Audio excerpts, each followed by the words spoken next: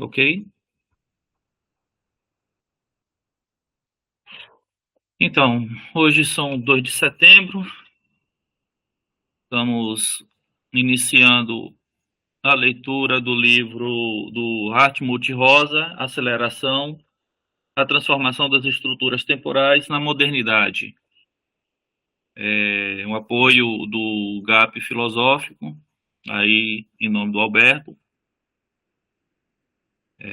Quem puder, dá uma olhadinha depois lá nos canais da gente, tá? As gravações depois, certo? Então, bom, primeiramente, gostaria de fazer um pequeno retrospecto antes que a gente passe para a crítica social como crítica das relações de ressonância, só para a gente relembrar alguns pontos importantes, né? Eu fiz uma espécie de anotação aqui com alguns pontos importantes, né? Até agora lidos e estudados. Bom, primeiro ponto, né? Qual é a pergunta que norteia o trabalho de Hartmut Rosa, né? O que seria uma boa vida, tá?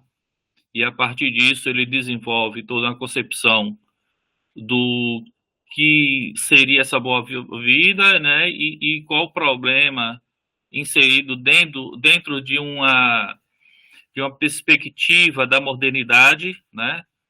Onde tem como seu centro, seu ponto fulcral, o problema da aceleração dessa tardo-modernidade, tá? Então, para ele, vai dizer que a aceleração ela é um sintoma, certo, da modernidade, mas também ela é uma consequência da circunstância, né, das sociedades modernas, né, capazes de se estabilizar apenas dinamicamente, né? Ele vai dizer que a sociedade moderna ela está estabilizada dentro de uma constante dinâmica acelerativa, né?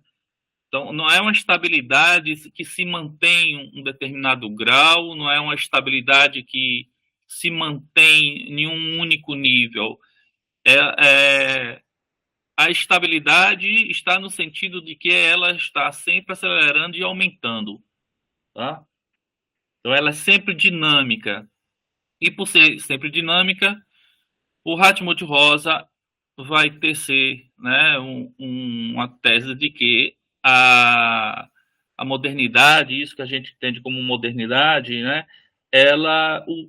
o núcleo dela é a aceleração social como um processo persistente de dinamização das disposições que são materiais, sociais e espirituais, certo? Então, o núcleo da modernidade é a aceleração, né? Esse é o ponto importante para a gente poder identificar o problema.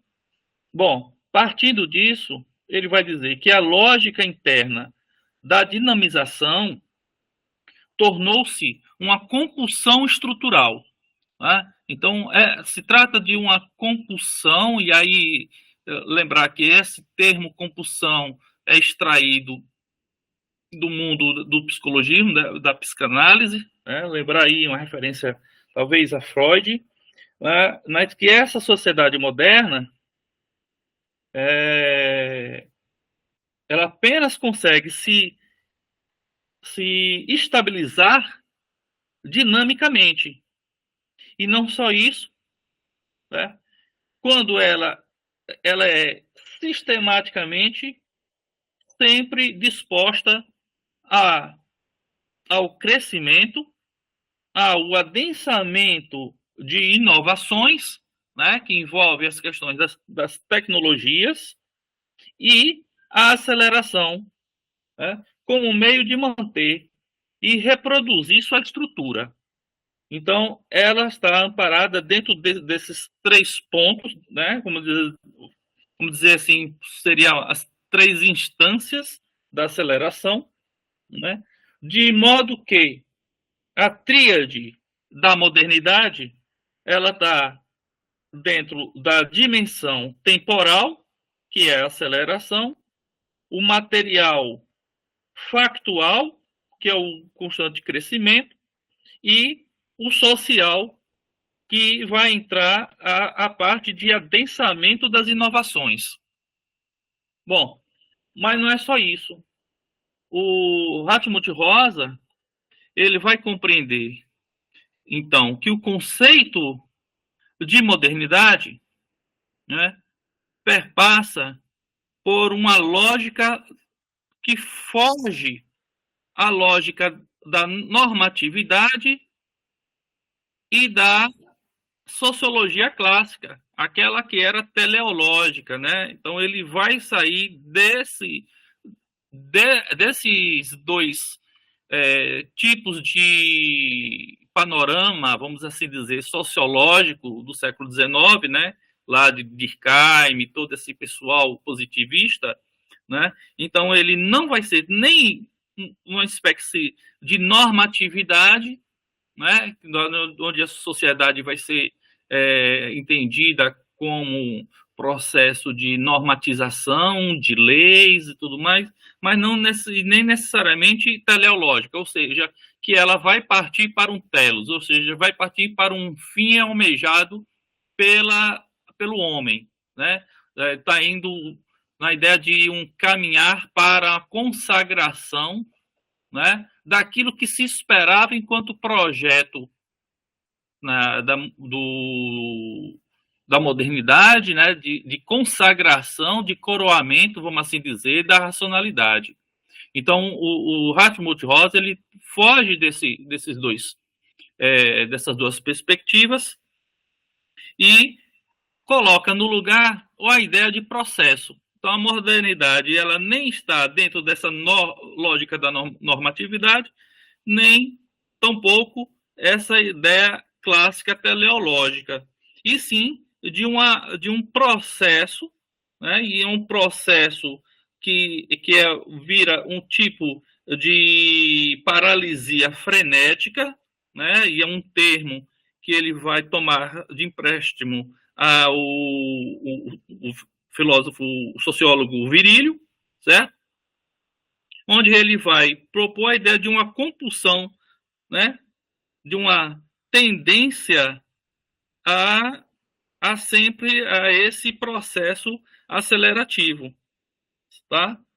Então, continuando, então ele vai apontar também os níveis de formação social, que ele vai apontar que são 3, né? As instituições básicas, que é o processo da economia, né, do mercado capitalista, concorrencial, a democracia política, o regime de Estado social, os sistemas de ciência e educação, aí as instituições base. Também, dentro desses níveis da formação social, vai ter a lógica do aumento, né, de uma socioestrutural, ou seja, de um modelo de estratificação socioeconômica entre classes e camadas, e por uma terceira lógica operacional de acumulação e alocação de recursos, né? Então, ele vai dizer que esses são os 3 níveis da formação social. Uma instituição base, que são aquela parte da economia capitalista, concorrencial, democracia, as políticas, né, o sistema de ciência. Uma segunda, que seria a ordem socioestrutural, né, os modelos de estratificação que norteiam a estrutura social dinâmica das sociedades em classes, e a lógica operacional de acumulação e alocação, tá? Inclusive, ele vai dizer que vai colocar a ideia, retomar uma ideia do Max Weber da questão do invólucro de aço, né? nós estamos dentro desse invólucro de aço, mas o invólucro de aço não é aquele lá da normatividade. Ele vai colocar um outro tipo, esse invólucro de aço, ele é consolidado a partir desse constante crescimento, da aceleração e das inovações. Tá? Então, temos aí uma espécie de ajustamento, né, de algumas ideias que norteavam o conceito de modernidade no século passado, né, e final ali do século XIX, para um outro tipo de concepção social, onde a aceleração, o crescimento e as inovações tomam aí como os princípios basilares dessa modernidade a qual o ser humano está inserido agora. Uhum. E aí entra aí a questão da alienação, né? Depois ele parte para a questão da alienação, né? Dos modos de reprodução estrutural que vão ser adaptativos, miméticos e basicamente voltados à subsistência, e o modo moderno de estabilização dinâmica. Lembrando que estabilização dinâmica não é algo que está em um único nível de velocidade. Ele é uma estabilização no sentido de que ele está sempre aumentando. Né? Essa é uma estabilização progressiva, não é uma estabilização amparada em uma espécie de estagnação, né? Mas sempre evoluindo não, sempre acelerando, sempre aumentando.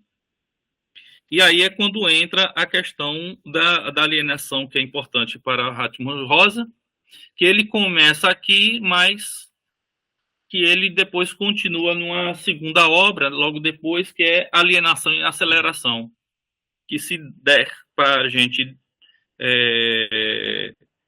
ir para esse outro livro, em alguns momentos talvez aconteça, mas o princípio está aqui nessa obra. E ele vai dizer que existe 3 dimensões da alienação, né? Uma alienação social, uma material e uma existencial. Esses que norteiam o indivíduo, né, na existência dele, desse estar no mundo, né? Então, e aí, dentro dessa perspectiva, lembrando dos modos como a relação se dá no mundo, né, a partir desse processo alienante, ele pode ser indiferente ou repulsivo, tá? No indiferente, quando o indivíduo não nos diz nada.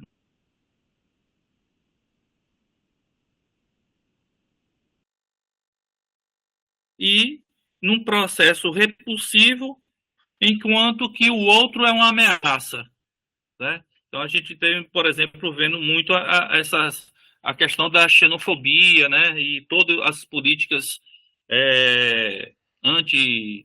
anti-imigrantes. Então temos aí esses dois, vamos dizer assim, essas duas faces da alienação.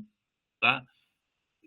Quem quiser depois pedir para parar, para conversar, não tem problema, tá, pessoal? Só lembrando aí vocês. Então, continuando nessa retrospectiva, então, dá-se também o estranhamento, né? O estranhamento, ele está dentro dessa perspectiva alienante, que pode ter esses viés, né? O indiferente e o repulsivo, e partindo dessa ideia, ele então vai colocar como ponto opositor a noção de ressonância, né?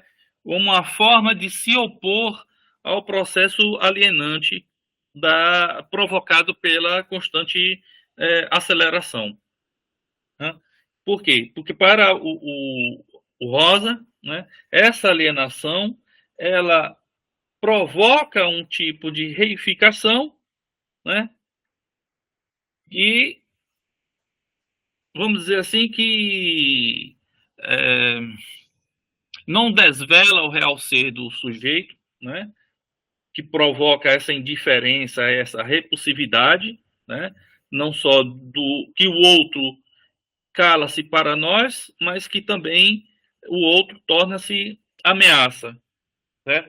Segundo Rosa, é uma fase possivelmente inevitável, né, do desenvolvimento do sujeito, né? Esse processo alienante, né? Estamos imersos nesse mundo, no mundo dos afazeres, no mundo da produção e do consumo.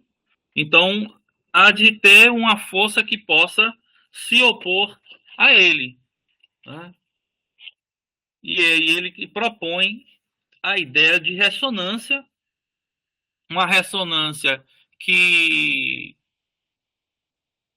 é uma questão curiosa, porque ele vai dizer que a ressonância pode acontecer em momentos desfavoráveis e pode não acontecer em momentos, quer dizer, pode acontecer em momentos desfavoráveis e não pode acontecer em momentos favoráveis.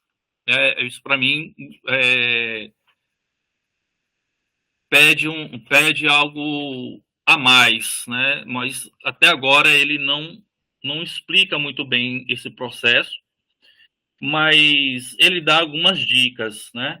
Ele dá algumas dicas. Ele pressupõe que essa ressonância seja uma abertura para que o ser humano se deixe afetar pelo outro, né? Não é apenas um reconhecimento, não é apenas ouvir o outro, não é? Não é apenas receber o outro, né? Aí fazendo aí uma ponte com o que nós acabamos de ver sobre a questão do indiferente e do repulsivo, né? Da alienação, dessas características, dessas facetas da alienação, né? Que pode ser repulsivo e pode ser indiferente. Então essa ressonância ela se opõe a essa alienação, porque ela é quase que um momento em que nos deixamos afetar pelo outro e a partir dessa afetação ressoa, né, em nós um tipo de relação mais profunda, né? E aí eu meio que eu percebi, né, não sei se os colegas também perceberam, uma certa uma influência muito grande aí em Hegel, certo? Em Hegel, uma espécie de dialética, né, entre a alienação e a ressonância, que estão, de certa maneira, intrinsecamente ligados, né? Porque ele vai dizer que o processo alienante ele não pode ser completamente apagado, né? Não há essa possibilidade, né? Faz parte da nossa vida moderna, né? Em alguns momentos ele vai falar sobre isso, e faz parte do nosso dia a dia, esses processos alienantes, né? Mas que também podemos atingir esses momentos de ressonância, né? E aí ele vai dar alguns exemplos, quando a gente ouve uma criança, ou então quando a gente somos tocados por um tipo de música, ou algo assim que nos afeta, né? Quando nós entramos em contato com a dimensão estética, né, do ser humano, então acaba acontecendo esses momentos de ressonância, tá? E aí é o interessante, né? Ele vai falar que dentro dessa ressonância existe aí uma dupla perspectiva, uma dupla aparência dessa ressonância. Essa ressonância não é reificadora, e não é reificadora por quê? Porque não nós não nos tornamos coisas para o outro, certo? Essa afetação não é uma afetação nem de ser submisso, não é uma afetação de ser simplesmente utilizado pelo outro, né? Mas ele vai fazer uma analogia que é interessante com um instrumento musical, né? É, um violão ele é fechado e ele tem apenas uma única abertura, né? Ele é fechado para criar essa ressonância, criar esse eco dentro da caixa, né? E a abertura para que esse som se propague, né? Que possa sair. Então, é, não é necessariamente a ressonância não é um encontro com o outro constitutivo, certo? Porque não é uma relação de fusão ou de eco, né? Não é de ser utilizado, não é de utilizar o outro, né? Não é apenas reconhecer a existência do outro, certo? Por quê? Porque a alienação, uma das facetas da alienação é reconhecer o outro para poder expulsar, né? né?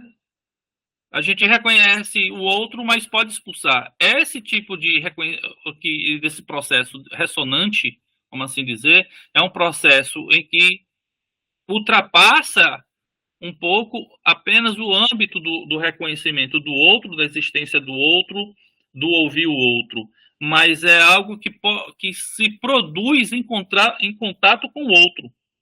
E nesse sentido, a ressonância, uma das características é o que ele vai falar de Unverfungbarkeit, né? Unverfungbarkeit, ou seja, uma inacessibilidade, né? Uma indisponibilidade, mas que não é uma indisponibilidade totalmente fechado, né? Novamente aí a alegoria do violão.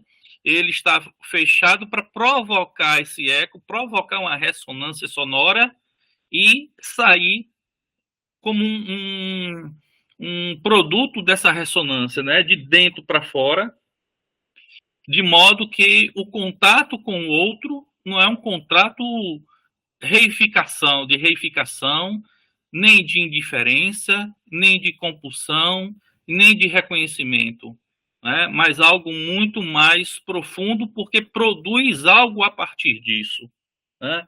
Eu não vou me apagar por causa do outro, né? Eu não desapareço no outro, não, eu me mantenho nessa inacessibilidade, mas essa inacessibilidade não é fechado, né? Algo no outro que me toca e o outro será tocado por mim de outra forma, de modo que essa ressonância entre os sujeitos possa surgir algo algo positivo, né? Algo transformador, né?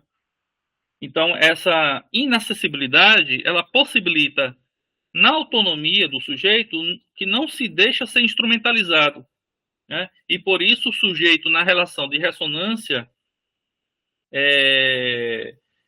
nessa relação é afetado e ao mesmo tempo em que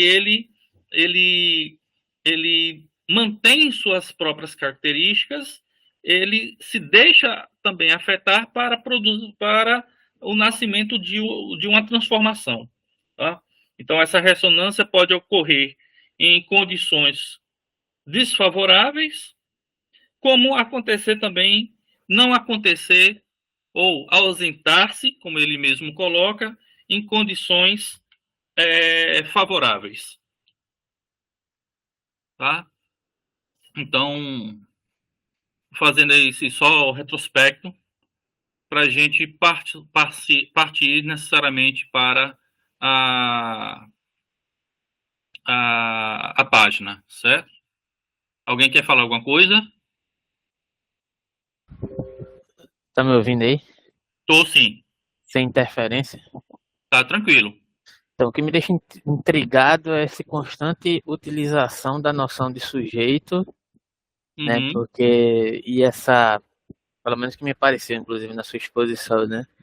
no sentido de uma dupla ressignificação da noção de modernidade que implica em várias outras questões, que inclusive, por exemplo, quando ele fala de ressonância, como essa questão de um desencontro produtivo, né, que não necessariamente, pelo que eu entendi acerca do que você está falando, né, não recai na noção de um reconhecimento, que o reconhecimento ele também, Aham. ele não só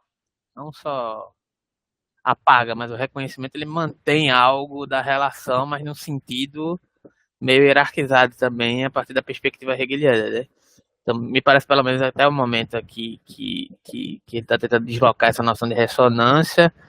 Não me aparece muito claro como é que a ressonância ela também se afasta dessa noção de reconhecimento a partir daquilo que é, digamos assim, incontrolável a partir do processo plataformizado dentro da perspectiva de reconhecimento, trazendo a questão de ressonância como a superação do reconhecimento. Para mim ainda não ficou clara essa questão, né? Aham. No sentido de que como é que a ressonância ela é mais interessante dentro dessa dupla significação da modernidade, que pelo que eu estou vendo, você me corrige se eu estiver errado, ele quer ressignificar a noção de modernidade como algo positivo. Isso para mim é algo que, assim, na minha escola filosófica não cabe, entendeu? Não há ressignificação possível da modernidade, mas assim, aqui é o texto do Rosa, não é o meu texto, né? Pelo que eu entendi, ele está tentando trazer uma ressignificação positiva da modernidade. Eu estou correto nisso? Nessa impressão que eu estou tendo? Não, não, não, não, não. Positiva não. Então, em que sentido? Ele vai colocar a aceleração como algo historicamente dado, né? E que a Não, gente. não, não a aceleração, mas a própria noção de modernidade, que me Ah, parece que tem duas, certo. duas Mas colocações. é porque aí é que tá. O Rosa coloca como núcleo da modernidade a aceleração. Né? Não, não há para Rosa, pelo que eu estou entendendo, a aceleração ela está no núcleo desse movimento moderno. Então não É é porque, ele não vê acelerar, por quê? A modernidade para ele é um outro estado histórico, né, social, dado pelas inovações, pelo capitalismo, pelo mercantilismo. Então, ele não vê necessariamente como algo positivo, mas como algo dado historicamente, e a partir disso, o que se faz, né? O que se pode fazer diante dessa situação, né? então, eu acho que esse é o ponto, porque, tipo, É isso. Então, eu ele não tive, vê necessariamente de forma positiva, tá? Eu pelo menos, não então, estou vendo dessa forma. o que eu quis colocar foi justamente isso. Teve um momento da sua fala que ele tenta fazer um desdobramento dialético, pelo que eu percebi, né? Aí o dialético sempre tem uma noção mais afirmativa e uma noção negativa daquele posicionamento, né? Então ele coloca a modernidade como um aspecto, pelo que eu percebi na sua fala, e assim, eu não estou dizendo que isso que é dessa forma, estou falando da minha impressão, tá? Não, sim. E aí me parece que ele tenta ressignificar uma certa direção, pelo menos na linha do raciocínio que, e não só agora na sua fala, mas nos outros textos que você vem lendo, né, que ele tenta ressignificar essa implicação da modernidade justamente como esse algo dado. Talvez positivo seja algo muito forte, uma palavra muito forte, mas Uhum. assim, tenta colocar isso como algo a ser retrabalhado, que de certa forma vai recair no Ah, positivo na minha interpretação, uhum, entendeu? uhum, É mais ou uhum. menos por aí. Isso, isso. Não, eu concordo. Retrabalhado, né, ressignificado ou reanalisado. A dialética que eu percebo em Rosa é mais no que tange as noções de ressonância e alienação. Né? Essas duas noções que parece-me, né, mas eu posso estar redondamente enganado, mas até esse momento o que me parece é que a alienação ela não pode desaparecer porque faz parte do jogo social, das coisas que acontecem, históricas, né? Isso é uma concepção positiva da noção de alienação que vem de Hegel, né, inclusive. Só que eu não sei se é positivo. Eu não estou É eu não tô porque com pensamento é, como positivo.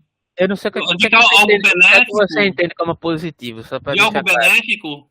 Não, não, não, não. Ah, tá. Certo. É positivo como algo que, digamos assim, é dentro de um aspecto situacional, ele tem algum valor, digamos assim, consignável, Ah, entendeu? sei, sei, sei, sei. Não é necessariamente algo que é bom, Tá, entendeu? tá, tá. Não, desculpa. A palavra positivo para mim sempre remonta a alguma coisa assim. Não, eu acho que sim. Acho que você está certo nesse entendimento e parece um pouco com o que eu estou entendendo mesmo.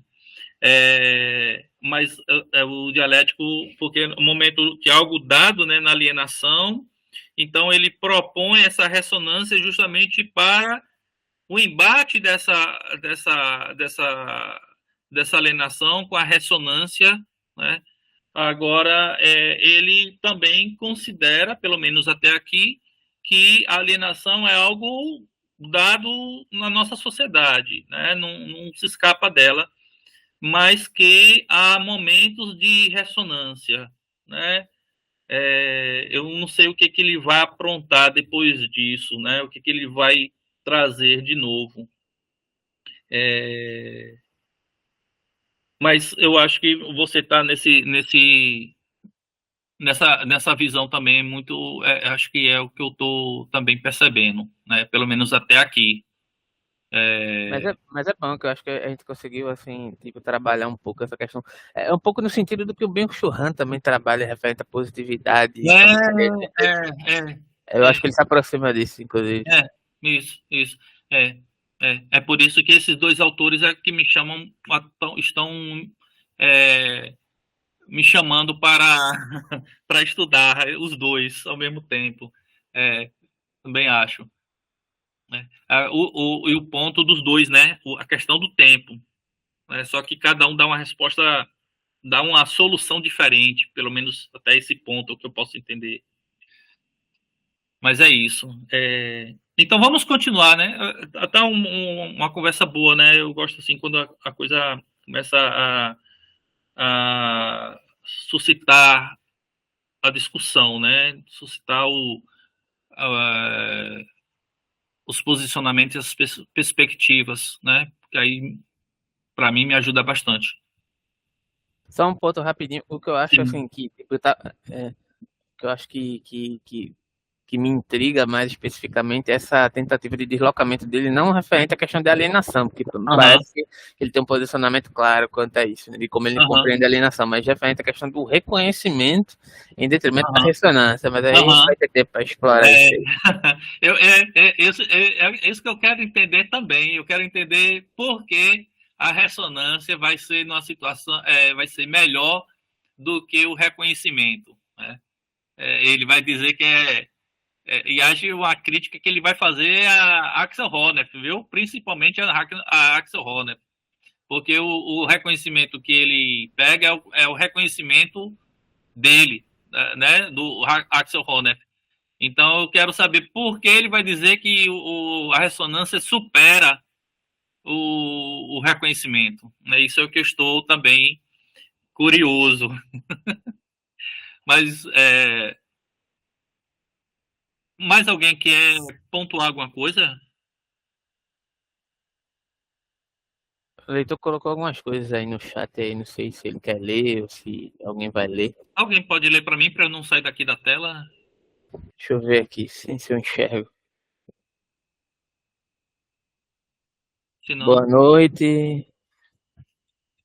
Dão respostas insuficientes e meio que desistentes. O Byung-Chul Han não tem perspectiva de ruptura, é só desolação. Quer explicar melhor isso aí, leitor? Porque eu não entendi muito bem, não. Sim, eu não entendi. tá meio incompleto, é como se ele tivesse pensado e o que ele Na hora pensou, da ele não discussão aí escreveu. sobre como os dois pensam a questão do tempo, Ah, captura do tempo, a transformação nesse período. O Byung-Chul ele, ele é somente pessimista nessa questão aí. Os dois são parecidos aí. São é, meio. aham. São bem fracos, na verdade. nessa questão. Na verdade, nem é a questão de ser fraco, eles repetem o mesmo pensamento de 50 anos atrás. Qual o pensamento? Dessa alienação pela questão do tempo ser insuperável. É uma questão, assim, eu acho que eu entendo que talvez é como se a temporalidade tivesse circunscrita dentro de uma concepção meio tradicional, né, de temporalidade, né? Não é isso? Não, é que dentro da esquerda tem essa questão aí, mas aí o fugir ao tempo é a proposta que é feita por uma esquerda mais radical dos situacionistas ao pós-situacionismo. Mas eles têm uma referência de uma temporalidade cronificada, não é isso? Né? Não é essa a questão? E que não tem escapatória. E o Exato, então, Schneider, esse é o ponto, esse é o ponto. e o Schneider entra nisso através da reflexão dele sobre tecnologia. É porque ele é Mais ou menos heideggeriano, aí não tem como fugir, porque está circunscrito dentro de uma concepção de ser e tempo que é inevitavelmente cronificada também. Mas Aham, enfim, prossiga aí, por favor. aham, é. Mas vamos Completa ver. aí, o leitor quer completar. Eu interrompi ele, eu acho que ele vai completar. Não, não tem muito o que discutir, não. Cheguei atrasado também, estava assistindo as branquelas aqui. Mas enfim, Pode- essa é a impressão que eu tenho também, sabe, sobre alguns teóricos sobre temporalidade que eles estão circunscritos dentro de uma concepção de temporalidade meio cronificada, né? Por exemplo, é uma questão que Deleuze coloca, né? Que não só Deleuze, né? Mas Deleuze coloca uma questão que é o tempo Ion, que é uma outra possibilidade de temporalidade que também não é a única, né? Pode ser, Aham, é um questionamento dessa noção de temporalidade, né? Que Heidegger coloca entre ser e tempo, que eu percebo que a maioria de alguns filósofos, não necessariamente tradicionais, mas que estão circunscritos dentro do comprometimento tradicional, ressoam essa noção de temporalidade a partir dessa perspectiva cronificada que o leitor colocou aí como aham, questionamento. Isso eu acho que é uma aham, questão importante. aham, aham. É, do Cronos, né? Do Cronos, certo. Quem eu acho que na outra obra, Alienação e Aceleração, o Hartmut Rosa, eu acho que ele vai fugir um pouco a esse Cronos para o tempo Kairos, né? Um tempo mais significativo. Mas vamos, por enquanto, ficar aqui na aceleração para a gente também não ver qual é a linha de raciocínio e para onde ele vai nos levar, né? Beleza. Até porque estamos bem no comecinho ainda falta muita caminhada, né? Bom, dito tudo isso, né? Vamos partir então para os 4 elementos centrais de uma relação de ressonância, né? E aí é interessante a gente pensar isso aí. Afetação seria a experiência de um chamado, entre aspas, que vem de fora, de uma coisa, de uma pessoa, de uma ideia, de uma melodia, ou mesmo de uma paisagem, pelo qual o sujeito sente-se intensamente tocado, movido ou mesmo tomado. Não é? A autoeficácia, ao contato, segue-se uma resposta autoeficaz do sujeito, na qual este realiza a experiência de também conseguir, por sua vez, alcançar e mover o outro lado. Essa resposta possui frequentemente uma dimensão afetiva e física. Justamente através dela, sente-se o sujeito vivaz, vinculado e capacitado para agir. Né? A transformação, como consequência de uma relação de responsividade ressonante, ambos os lados se convertem, sujeito e objeto não permanecem os mesmos. Ressonância provoca, assim, uma transformação dinâmica do eu e do mundo. Ela demanda que sujeito e mundo sejam suficientemente fechados, ou consistentes, de modo a falarem com voz própria e suficientemente abertos para que possam se afetar, alcançar e se transformar. A indisponibilidade. A ressonância é indisponível, né? Lembrando lá os conceitos de Unverfügbarkeit, né? Ou a indisponibilidade, ou a inacessibilidade, né? Em dois sentidos. Primeiro, ela não pode, sob qualquer circunstância, ser imposta. Seu surgir e sua duração são incertos. Por fim, relações de ressonância são constitutivamente imprevisíveis em relação a seus resultados, o que deriva da transformação não se deixar antever. Então temos aí 4 elementos centrais dessa relação ressonântica, né? Desse fenômeno onde que o outro, né, um e o outro vai surgir algo diferente que não está preso necessariamente só ao psíquico ou só ao corpo. Inclusive ele deixa isso bem claro, de que não se trata de um pensamento cartesiano e sim anticartesiano, certo? No sentido de que afeta-se tudo, seja um sujeito tanto espiritual como corporal, né? Essa afetação, né, dessa experiência de ser clamado, né, ser chamado por fora, que vem de fora, que vem do outro, ou de algo, né? Pode ser uma música, pode ser uma paisagem, pode ser outra pessoa, pode ser um objeto, pode ser um animal, né? A autoeficácia, a transformação e a indisponibilidade. Então, esses são os 4 elementos que ele, pelo menos, tenta desenhar aí para ajudar a gente a compreender esse pressuposto, né? Dessa ressonância, né? Então, alguém quer falar alguma coisa? Não, repete para mim quais são os 4 elementos principais da questão da ressonância, assim, muito rápido, por favor. Afetação, autoeficácia, transformação e indisponibilidade. Ele vai trabalhar isso, né? Para entender a ressonância, é como se ele fizesse aí os elementos que denotam a ressonância, né? Que as características de uma ressonância.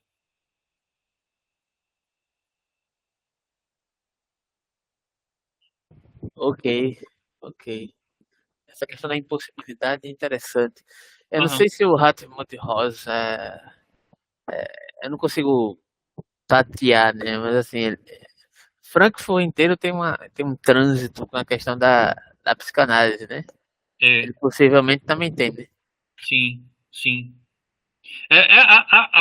Então, em algum momento, a gente vai chegar na questão de uma certa delimitação da noção do inconsciente aí no Rosa, possivelmente, né?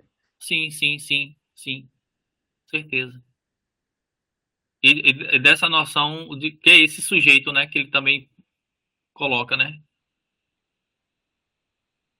Pelo menos eu espero. Bom, até aqui, então, vamos continuar, né? Partindo para o segundo ponto, crítica social como crítica das relações de ressonância. A concepção de ressonância reivindica não apenas por a disposição da crítica social conceito de negação, né? Não é apenas por isso a negação, dignos de sua criticidade, como fazem as concepções de alienação ou reificação, e sim opor a essas concepções ao mesmo vago contorno de algo positivo, que seja suficientemente aberto para fazer jus à incontornável pluralidade das substâncias das substantivas concepções éticas e culturais de bem. Aí você falou tanto da palavra positivo e aí acabou aparecendo aqui positivo. Mas vamos lá. Minha esperança é que o conceito de ressonância possa honrar tais condições, pois que deixem aberto em qualquer direção e com o que podem as pessoas realizar experiências de ressonância. O conceito implica apenas que elas buscam e necessitam de relações de ressonâncias com o mundo, para que se possa trabalhar com esse conceito sociocriticamente, bem como para realizar uma análise empírica das condições de ressonância. É indispensável diferenciar entre experiência de ressonância, eixos de ressonância e esferas de ressonância. Por outro lado, e ressonância enquanto atitude disposicional por outro. Experiências de ressonância, e aqui ele deixa em itálico, né? Então ele tem algo aqui que ele quer demarcar. Experiências de ressonância são continuamente momentâneas, são eventos que não se põem à disposição, não podem ser controladas em sua duração. No entanto, as pessoas realizam essas experiências geralmente ao longo de eixos de ressonância mais ou menos estáveis. Na cultura ocidental moderna, a ópera ou festivais de rock, por exemplo, podem constituir tal eixo para muitas pessoas. Outras buscam e encontram ressonância em trilhas pelas montanhas, na floresta ou na horta, enquanto outros ainda na missa ou no culto. Afinal, arte, natureza, religião constituem características esferas de ressonância. E aí, vertical ou existencial, na modernidade. Eixos de ressonância denotam, nesse sentido, relações individualmente distintas, com relativa estabilidade temporal, entre um sujeito e um determinado fragmento do mundo. Assim, duas pessoas desejam dispor de eixos musicais de ressonância, mas uma delas o estabelece sobretudo em relação à música dodecafônica de Schoenberg, enquanto a outra os encontra no samba de gafieira. Cada uma mantém-se surda ao eixo de ressonância da outra. Todavia, a constituição desses eixos é especialmente possível e improvável porque a arte e, sobretudo, a música em si tornam-se esferas de ressonância típicas na modernidade. Em incontáveis narrativas, instituições e rituais, essa cultura produz uma sensibilidade especial para a ressonância no campo das práticas e experiências estéticas. Esferas de ressonância representam, nesse sentido, zonas de experiência coletiva. No entanto, não encontramos tais esferas de ressonância apenas no âmbito da estética. Da mesma forma, o trabalho remunerado representa para muitas pessoas, hoje, um eixo central de ressonância na vida.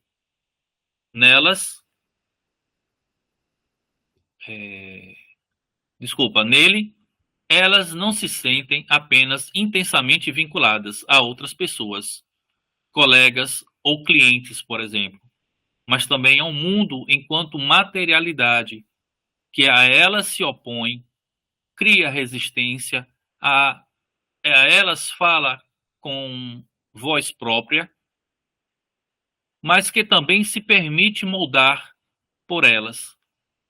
Uma tal relação responsiva pode se constituir entre padeira e farinha, entre jardineiro e as plantas, a jornalista e o texto, professores e crianças, e etc.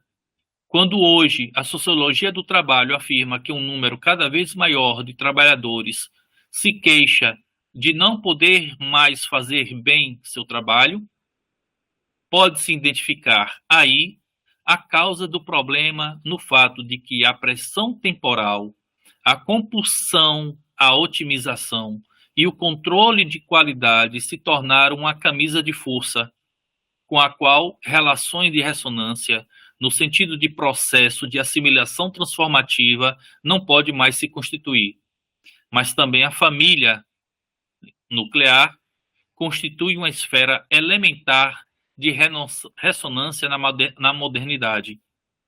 Ela é, culturalmente, concebida como uma esfera de encontro verdadeiro e amoroso entre seus membros, e com isso como um oásis de ressonância em um mundo mudo e hostil de concorrência capitalista. O fato de que essa promessa de ressonância dificilmente se cumpre é uma outra história, né? Então ele está colocando aqui alguns termos novos, né? Eixos de ressonância e experiências de ressonância, né? Esses eixos de ressonância são mais ou menos estáveis, né? E ele faz alguns exemplos de como se pode acontecer esses eixos de ressonância, né? Dos momentos que podem ser não programados, não necessariamente, mas momentos em que essa ressonância acontece são em momentos em que parece que o sujeito está mais consigo mesmo, né? E com as coisas, né? Pelo menos até aqui parece ser mais ou menos isso, né? De relações individualmente distintas, né? Com relativa estabilidade temporal, né? E essa união, né, com o outro, com as coisas e com o mundo parece ser algo não necessariamente programado, né? Que aí ele coloca também essa relação responsiva, né?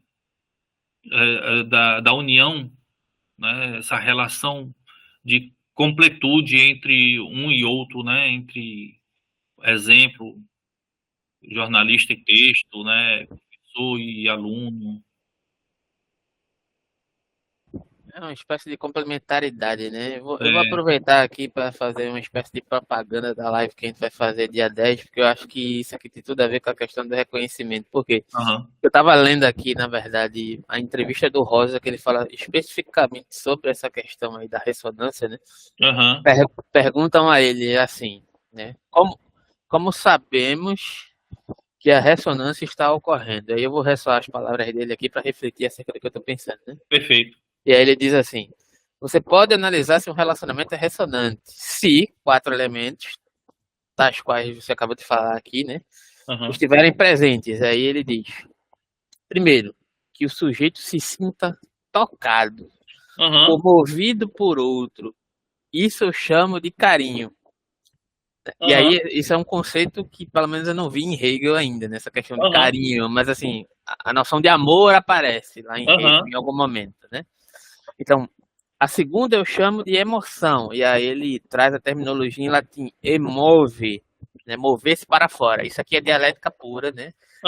É o deslocamento do ser em si, a questão do ser para si, né? Da deslocação imagética, da autorreflexão, né?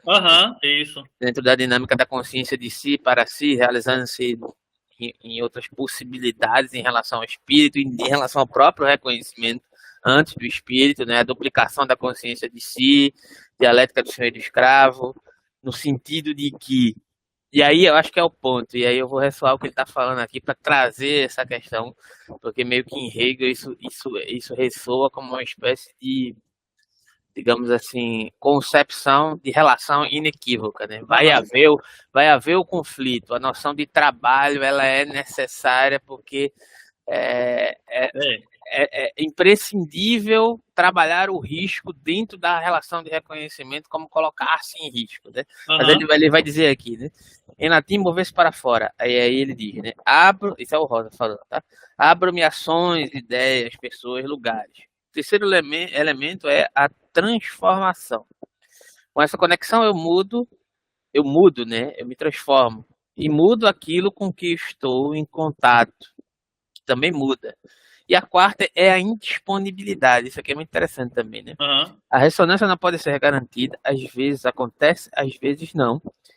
E não sabemos qual será o resultado, nem quanto tempo irá durar. E aí tem um outro ponto que eu acho que, só para ressaltar assim, muito rapidamente, para não me alongar muito, né?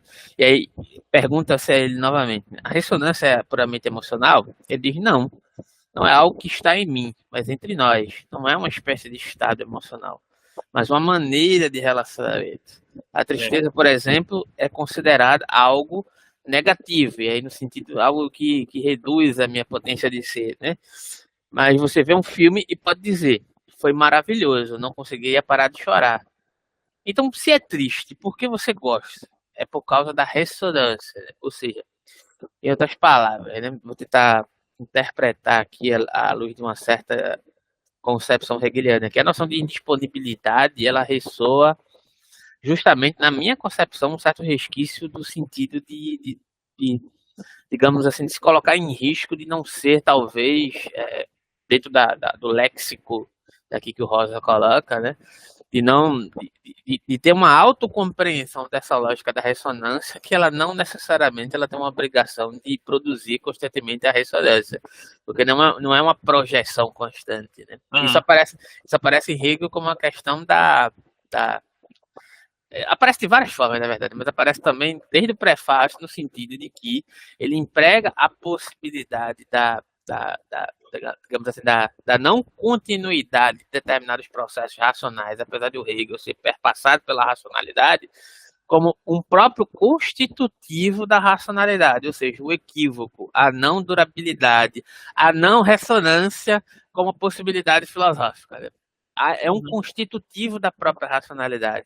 Em um dado momento, o Hegel vai falar de um instinto racional, né, de algo que é instintivo, que acontece necessariamente, né, mas que por vezes e aí eu vou utilizar aqui já me apropriando do léxico do Rosa, né, talvez é não ressonante, mas é necessário. Necessário dentro do que não ressoa, inclusive. Porra, isso é muito interessante. Mas enfim, basicamente isso, porque eu não quero me estender, não. Como é bom ter um hegeliano no encontro. Não, é bom porque assim, eu consigo reconhecer, saca? Eu consigo reconhecer essas terminologias. Assim, é ótimo. É muito interessante isso.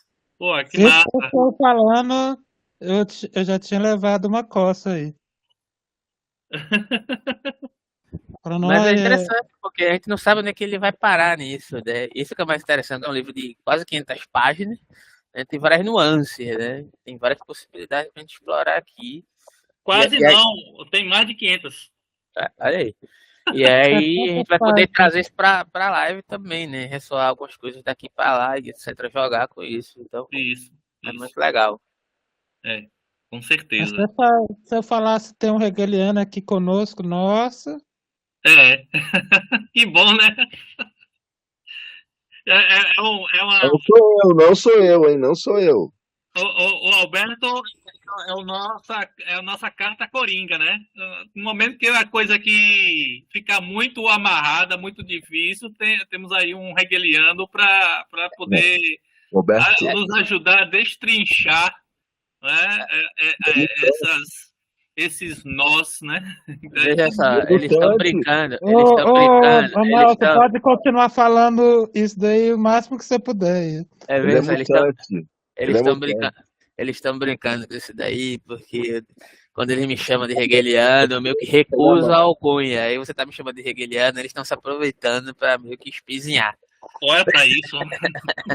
Entendeu? Né? Mas assim, beleza, pra mim tranquilo. Mas assim, eu gosto de estudar Hegel, isso não é novidade pra ninguém. Aham, aham. Tranquilo, não quando é a gente que fala. Não. Uma coisa é chamar de hegeliano como se fosse um hegeliano espelhado enquanto dogmático. Nem os hegelianos dogmáticos eu gosto de ser chamado de hegeliano. Velho. Até o professor lá, eu já até comentei isso várias vezes, o Danilo, ele é hegeliano até o talo, mas se chama ele de hegeliano, ele É. odeia, ele detesta, entendeu?